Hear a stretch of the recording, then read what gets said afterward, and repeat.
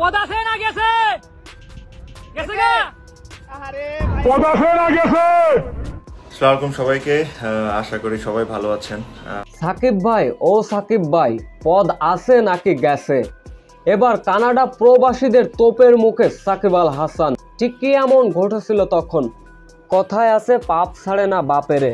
চলমান আন্দোলনকে কেন্দ্র করে চুপ ছিলেন সাকিব আল হাসান এবং মাশরাফি বিন মুর্তজা। মাশরাফি এবং সাকিব আল হাসানের বাড়িতে আন্দোলনকারীরা পুড়িয়ে দিয়েছিলেন।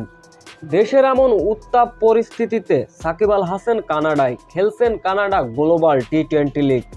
সেখানে খেলা চলাকালীন প্রবাসীদের কাছে লজ্জিত লাঞ্ছিত শিকার হলেন সাকিব আল হাসান। সাকিব আল হাসান গতকাল রাতে বাউন্ডারি লাইনে ফিল্ডিং করছিলেন।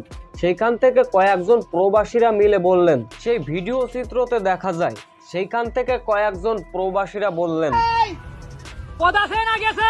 সাকিব ভাই আপনার পদ আছে নাকি গেছে?